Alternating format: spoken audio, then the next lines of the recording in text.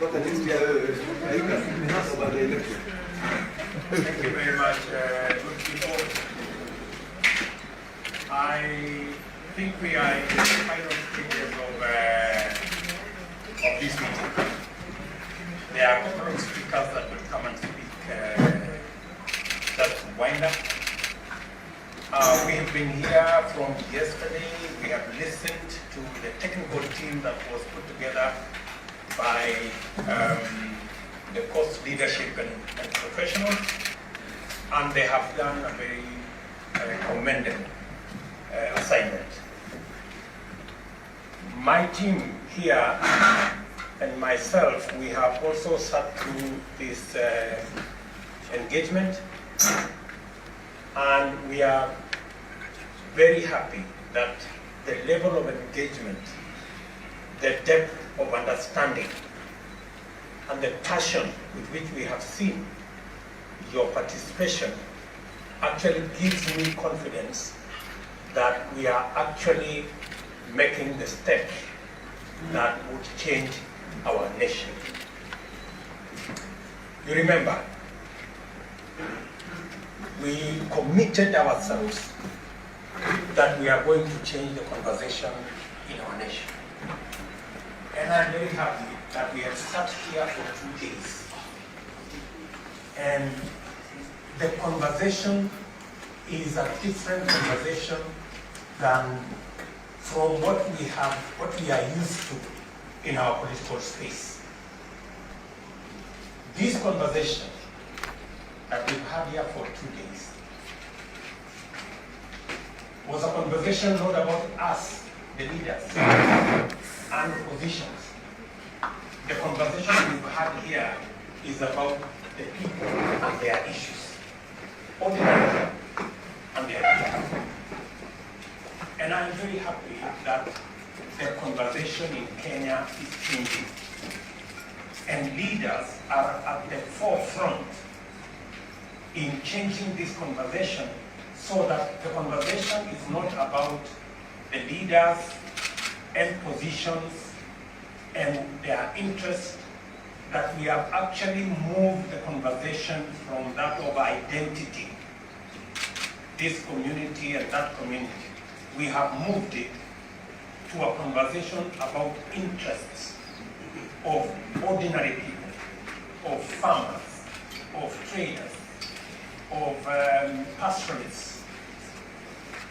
The conversation is about coconut and cashew nut and bananas, and what we can do in those agricultural value chains to make more money for farmers so that we can get more taxes and we can get access better markets and be able to create more jobs through value addition, agro-processing and manufacturing. Ladies and gentlemen,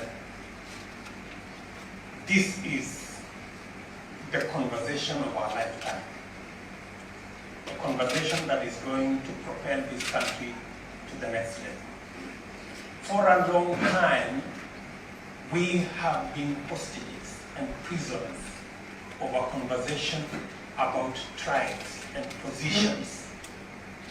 Today, we want to liberate ourselves and liberate our nation, to have a honest conversation about ordinary people and their issues and their businesses and their agriculture, so that we can truly emancipate our country from the shackles of poverty and underdevelopment.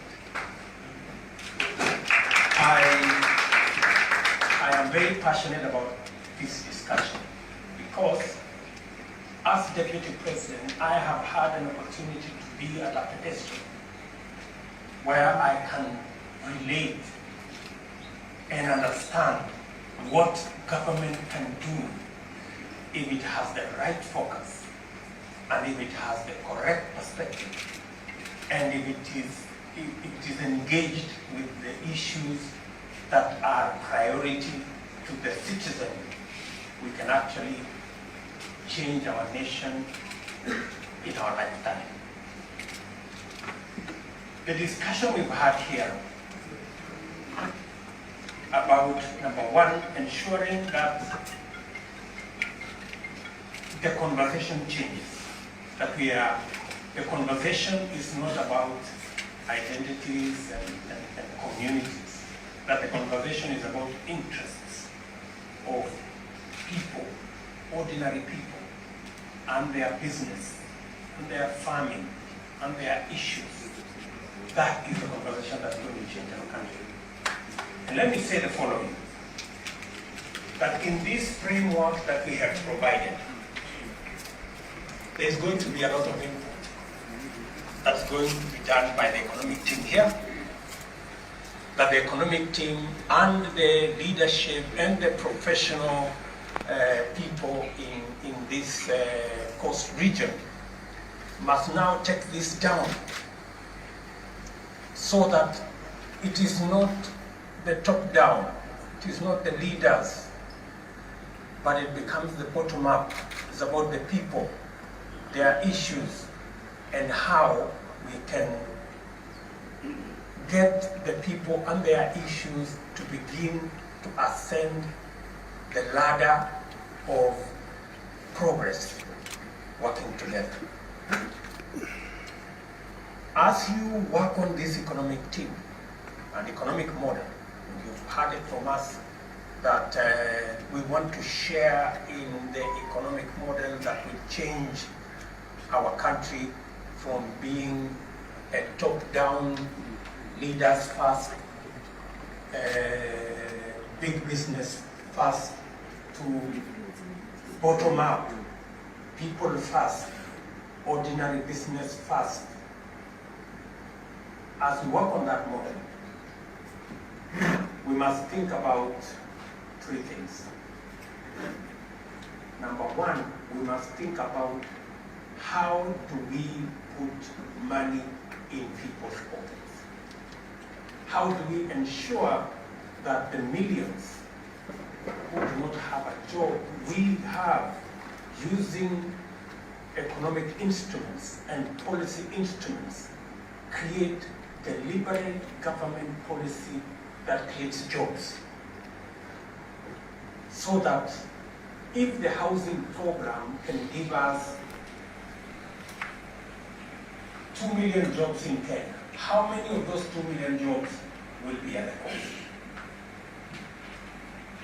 How do we put money in people's pockets using the agricultural value chains we have? Cashew nut, coconut, the whole agriculture sector, bananas, the pastoralists and their camels and cows and sheep and goats. How do we create the relevant value chains to make sure that we put money in people's pockets?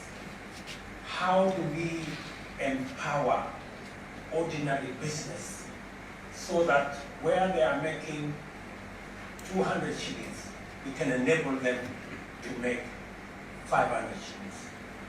How do we create a financing model where ordinary people are not paying 2,000-3,000% interest for them to get access to financing? What government policy? How do we create a fund equivalent to CDF to ensure that we finance ordinary business at the grassroots? These are the discussions we need to have. And how do we build our savings so that instead of borrowing money from countries where they are saving, we provide the infrastructure and the culture and the necessary legal instruments for us to enhance and expand our savings, so that instead of borrowing from others, we can borrow from our own savings to finance our own development and begin the journey to reduce on borrowing that is threatening our nation.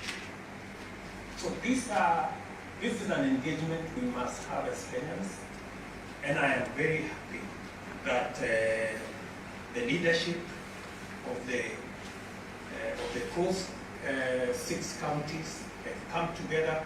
I want to thank the members of parliament who are here. I want to recognize the professional groups that are engaged in this meeting, and leaders of different categories that are engaged in this exercise of a new conversation in Kenya that is going to focus not on leaders and positions, but going to focus on ordinary people, their interests, their businesses, the agriculture that we are going to, the agriculture in this region, and how we can develop the different value chains, make sure that markets are available, both local and foreign, so that we can expand the economy of our nation. I am particularly impressed that my economic team, led by David Ndi and his team, and the economic team that you have put together, seem to be reading from the same thread. There is quite a lot of synergy that I have already witnessed, and therefore it means that going into the future, we should be able to achieve a lot more in a shorter time, and be able to ready ourselves for how we are going to move this conversation into a charter. And I believe that that charter, I am prepared to sign a charter with the people of this coast region on what needs to be delivered all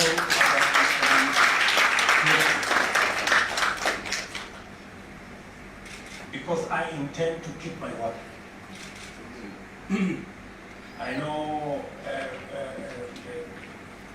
there is a lot of misunderstanding, there is a lot of negative perception about politics. And I want to promise you that it is our duty, it is our responsibility as citizens of this nation to work together so that we can march our nation into the next level. So with those many remarks, I am truly grateful to both teams that have come together. We're now looking forward to the leadership and the professional teams from the coast region.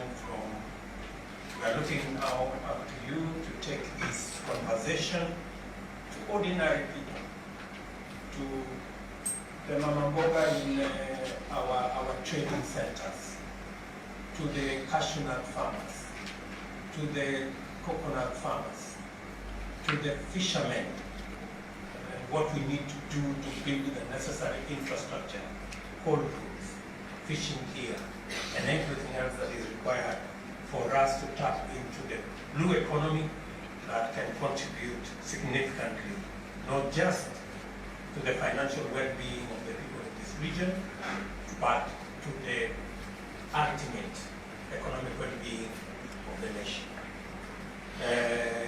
I want to thank you very much that we have had this wonderful conversation. I know there will be questions that will be asked. We will all be here so that we can listen to you on the content, on the frame of what is to be said, what needs to be done. Let me ask my brother Joseph Nanok, the governor of Turkana County, who has graciously accepted to assist this hustler movement in coordination, especially of the various teams that we have, so that we can be focused, we can be organized, we can be synergized in making sure that we deliver on this Josephat. Then after Josephat, we will now hand over back to